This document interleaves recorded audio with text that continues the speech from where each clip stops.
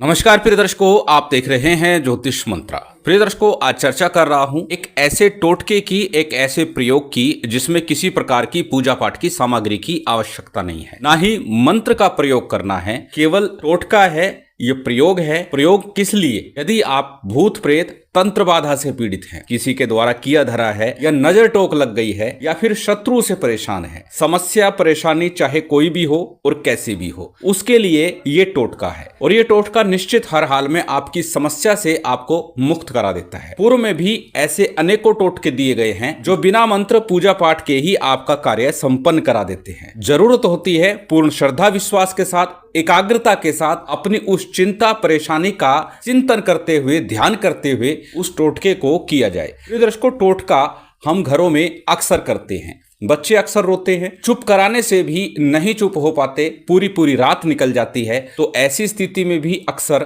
नजर टोक लगने के टोटके किए जाते हैं। या फिर सभी प्रकार से आप संपन्न हैं परंतु घर में बिना कारण अशांति बनी हुई है, तो निश्चित मानिए फिर आपके घर पर बुरी नजर लग गई है, कोई तंत्र क्रिया की गई है। ऐसी स्थिति के लिए टोटके का प्रयोग करना शीघ्र आपको समाधान दे देता है। और आज का जो टोटका है वो मां मेलड़ी मसानी का टोटका है, जो हर हाल में प्रथम बार में ही आपको परिणाम देता है। वैसे तो मैं अक्सर बोलता हूं, कोई भी प्रयोग, कोई भी टोटका 2 से 3 बार अवश्य आजमा लीजिए, ताकि किसी प्रकार का संशय ना रहे, किसी प्रकार की कमी ना रहे। कोई नजर टोक है, भूत प्रेत है, तंत्र बाधा है, उसके निवारण में आज का जो टोटका है वो एक शनिवार कर सकते हैं, या फिर अमावस्या की रात्रि में, चतुर्दशी की रात्रि में संपन्न किया जाता है, अथवा 3 शनिवार इस टोटके को लगातार कर देते हैं, तो निश्चित मानिएगा आप अपनी समस्या से मुक्त हो जाएंगे। जैसे कि कहा, समस्या परेशानी चाहे कोई भी हो, नजर टोक है, तंत्र बाधा है, शत्रु से पीड़ित है, या फिर आपने नया वाहन लिया है और जब भी उसे घर से बाहर निकालते हैं दुर्घटनाग्रस्त हो जाता है, कोई ना कोई समस्या परेशानी उसमें बन जाती है। कभी कुछ खराब हो जाता है, कभी कुछ खराब हो जाता है। इसी प्रकार घर में कोई आपने वस्तु ली है, कोई इलेक्ट्रॉनिक सामान लिया है और वो आए दिन खराब हो जाता है, तो भी नजर के लक्षण है। तो इससे भी छुटकारा पाने के लिए आप इस प्रयोग को कर सकते हैं।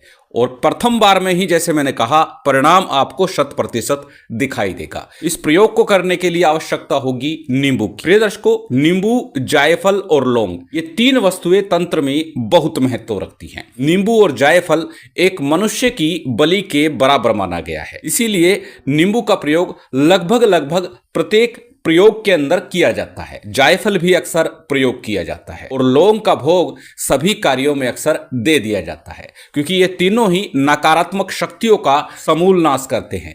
इनके अंदर अपनी एक ऊर्जा होती है। आज का जो प्रयोग है वो नींबू, लौंग और काली मिर्च के साथ चलता है। कपूर का भी प्रयोग इसमें किया जाएगा। थोड़े से कपूर की आवश्यकता होगी, क्योंकि कपूर पॉजिटिविटी को लाता है, नकारात्मक शक्तियों को समाप्त करके सकारात्मक ऊर्जा का संचार करता है। इसीलिए आज का जो प्रयोग है अपने आप में विशिष्ट है और इस प्रयोग से प्रथम बार में ही परिणाम मिलता है। ये मेरा अनुभव सिद्ध प्रयोग है। तो चलिए अधिक विलंब न करते हुए जानते हैं कौन सा है प्रयोग, कैसे करना है, किस सामग्री के साथ करना है, किस समय करना है। सबसे पहले हमेशा की तरह जानते हैं सामग्री को। जैसे मैंने कहा, नींबू के साथ प्रयोग करना है। नींबू के साथ अन्य सामग्री भी स्क्रीन पर लिखी हुई है, जिसमें काली मिर्च है, लौंग है, कपूर, सरसों का तेल, काला धागा, बस यही सामग्री है। इस सामग्री के साथ में ही ये प्रयोग संपन्न किया जाएगा। अब इस प्रयोग को करना कैसे है, प्रथम जानते हैं। जैसे मैंने कहा, अमावस, शनिवार, चतुर्दशी,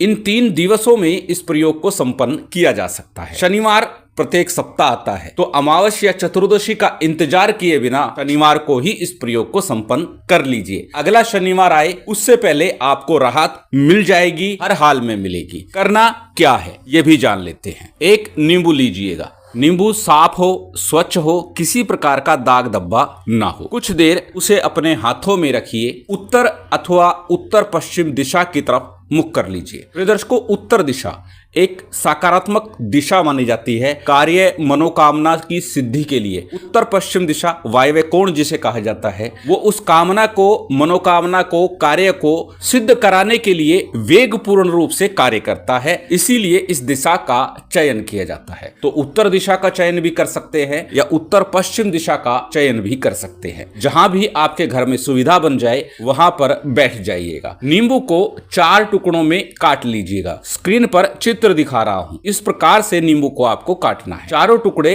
अलग नहीं करने, साथ में जुड़े रहे, इस प्रकार से नींबू को 4 टुकड़ों में विभक्त करना है, काटना है। नींबू को 4 टुकड़ों में काटने के बाद उस नींबू के अंदर चारों टुकड़ों में एक एक लौंग और एक एक काली मिर्च आपको लगा देनी है। और साथ ही सिंदूर, मां भगवती शक्ति को अर्पित किया जाने वाला जो महिलाएं अपने मांग में सिंदूर लगाती है, वो सिंदूर सभी भागों में लेप कर दीजिएगा, लगा दीजिएगा। तत्पश्चात काला धागा। अब काला धागा कितना ले? यदि किसी व्यक्ति के ऊपर कोई नजर टोक है तो उसके कद के बराबर लीजिएगा। किसी वाहन के लिए कर रहे हैं तो उसके ऊपर से थोड़ा सा नाप लीजिएगा। घर के लिए कर रहे हैं तो घर की जितनी लंबाई है उसके अनुसार धागा ले लीजिएगा। तो जिसके लिए भी कर रहे हैं उसके लंबाई के अनुसार आपको धागा ले लेना है और वो काला धागा नींबू के ऊपर आपको लपेटते जाना है, अपनी उस परेशानी समस्या का चिंतन करते हुए, ध्यान करते हुए, मन में ये कामना करते हुए कि आज मैं इस समस्या परेशानी को बांध रहा हूं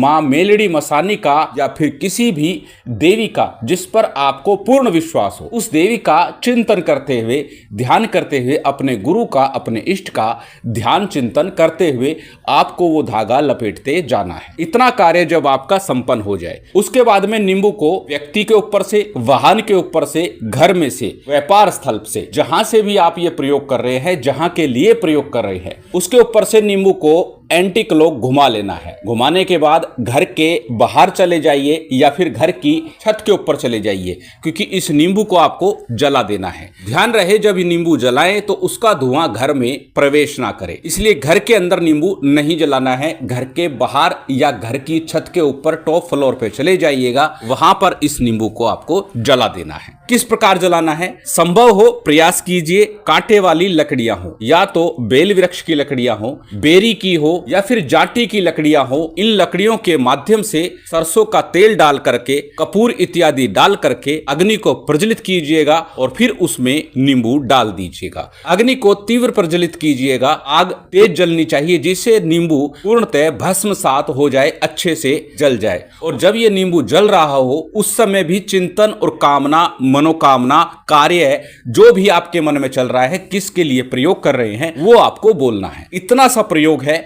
शनिवार रात्रि 9 बजे बाद इस प्रयोग को आपको संपन्न करना है। वैसे तो संध्या काल 6 बजे बाद भी कर सकते हैं, परंतु प्रयास कीजिएगा 9-10 बजे बाद ही इस प्रयोग को करें, क्योंकि बार बार अनेकों बार बोल चुका हूं कि रात्रि 10 बजे से लेकर 2 बजे के मध्य महानिशा काल होता है, जो तंत्र में अत्यंत श्रेष्ठ समय माना जाता है। इस समय में किया गया कोई भी कार्य निश्चित रूप से सफल होता है, सिद्ध होता है, सार्थक होता है। इसलिए इस प्रयोग को अवश्य करके देखें और निश्चित आपको लाभ मिलेगा। फिर से याद दिला दूं, सभी कुछ लिखित रूप में दिया जाता है, इसलिए लिखित रूप को एक बार अवश्य देख लीजिए यदि कुछ समझ में नहीं आ रहा है। अन्यथा कमेंट के माध्यम से प्रश्न करके आप जान सकते हैं। शिव शक्ति की विशेष कृपा आप सभी को प्राप्त हो, यही कामना है। उम्मीद करता हूं आज की ये जानकारी, ये वीडियो आपको अच्छी लगी होगी। यदि अच्छी लगी हो तो कृपया लाइक कीजिएगा, शेयर कीजिएगा।